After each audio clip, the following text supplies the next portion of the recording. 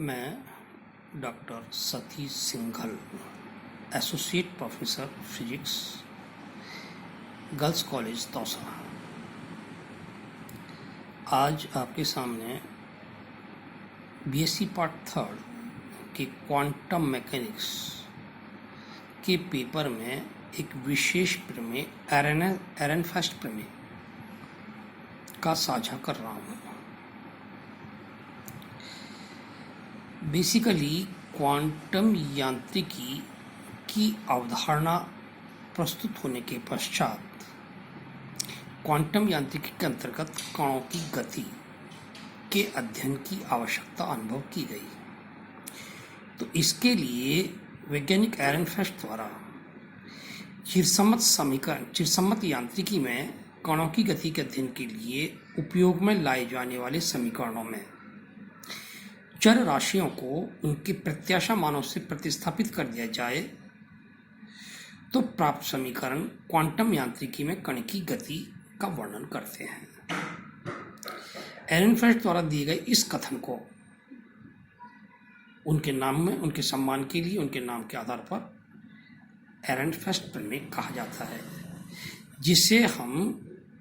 इस प्रकार लिख सकते हैं कि इस प्रमेय के अनुसार कण की गति को वर्णित करने वाले चिरसम्मत समीकरणों के में यदि गतिक चरों को उनके प्रत्याशा मानों से प्रतिस्थापित कर दिया जावे तो ये समीकरण क्वांटम यांत्रिकी में कण की गति का वर्णन करते हैं। प्रत्याशा मान के रूप में एरनफेस्ट प्रमेय को निम्न दो समीकरणों से व्यक्त किया जा सकता है। पहला, इसी सदिश का के प्रत्याशा मान का समय के सापेक्ष अवकलन that is D upon D T expectation value of R vector is equal to 1 upon M expectation value of momentum, जिसे घटकों के रूप में लिख सकते हैं हम D upon D T X 1 upon M expectation value of component of X component of momentum. Similarly, d upon dt expectation value of y is equal to 1 upon m expectation value of py, और z के लिए t upon dt z 1 upon m expectation value of pz। दूसरी प्रमेय के अनुसार d upon dt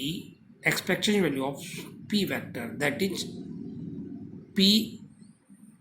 संवेग के प्रत्याशा मान का समय के सापेक्ष अवकलन is equal to minus 1 of gradient of V potential energy is equal to expectation value of force, जिसे हम घटकों के रूप में निम्न समीकरणों से व्यक्त कर सकते हैं। ये दोनों समीकरण एरनफेस्ट में कहलाते हैं, जिनकी पुष्टि निम्न प्रकार की जा सकती है। जहाँ प्रथम समीकरण की पुष्टि के लिए चूंकि expectation value of position x with respect to time t is equal to 1 upon m px की पुष्टि के लिए यदि मैं प्रत्याशा मान स्थिति सदिश की प्रत्याशा मान की परिभाषा के अनुसार लिख सकते हैं अपन d upon dt expectation value of x is equal to d upon dt integration psi conjugate x psi D tau. यहाँ स्पष्ट है कि साई सामान्यीकृत फलन है, x और t स्वतंत्र चर हैं। x और t स्वतंत्र चर होने के नाते से d upon D T expectation value of x को इस समीकरण को लिखा जा सकता है differentiation of psi star with respect to t x psi D tau plus psi star x del psi upon D T D tau. चूंकि कालाशीष श्रोडिंगर समीकरण के अनुसार iota H prime del psi upon del T equal to minus H prime square 2m del square psi V psi, अतः इसका यदि इसके लिए यदि आइटा एच प्राइम का डिवीजन दें तो हमें मिल सकता है delta psi upon del T equal to minus H prime upon 2 iota M del square psi plus eta H prime V psi. उक्त समीकरण का कॉन्जुगेट लेने पर del psi star upon del T equal to H prime 2 iota M del square psi star minus 1 upon eta H prime V psi समीकरण 5 और 6 से ये मान समीकरण 4 में यदि रखें तो हमें वैल्यू मिलेगी D upon D T expectation of X equal to H prime 2 iota M bracket del square psi star X I minus psi star X del square psi D tau, that is समीकरण number 7। लेकिन चूंकि del square Hermitian संकारक है, जिसके लिए सिद्ध किया जा सकता है कि integration of del square psi star X I D tau equal to psi star del square X I D tau, ये मान समीकरण 7 में रखने पर D upon D T H prime 2 iota M psi star value substitute किए, ये psi star del square X I minus psi star X del square psi D tau, या D upon D T X equal to minus ऊपर नीचे iota का multiple किया अपन ने, ये iota H prime upon 2m psi star common लिया del square X I minus X del square psi D to.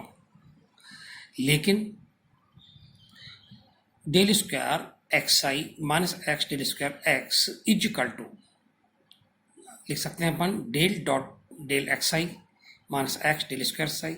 जहाँ ग्रेडियंट ऑफ एक्स आई को डिस्ट्रीब्यूट को दिया जा सकता है इस फॉर्मेट में del X I plus X del psi minus X del square psi, जिसको यदि हम ब्रैकेट्स को यदि ओपन करेंगे तो डाइवर्जेंस ऑफ ये मिलेगा प्लस ये डाइवर्जेंस, फिर दोबारा से आइडेंटिटी काम मिलेंगे, तो अल्टीमेटली हमें ये वैल्यू मिलेगी 2 del psi upon del X. ये वैल्यू समीकरण 9 में यदि सब्स्टिट्यूट की जाए तो D upon D T minus eta H prime integration psi star 2 del psi upon del X D tau, ये वैल्यू यदि माइनस आइटा एच प्राइम अंदर ले जाएं तो ये वैल्यू हमारे पास क्या मिलेगी P X, that is D upon D T X 1 upon M P X, जो कि एनएस प्रमेय का प्रथम समीकरण है। इस प्रकार एनएस प्रमेय के द्वितीय समीकरण के अनुसार क्योंकि D upon D T expectation of P X equal to F x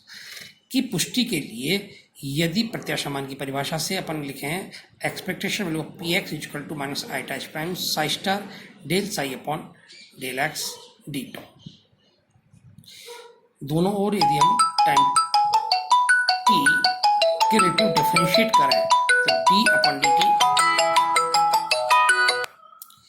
upon D T P X equal to minus eta H prime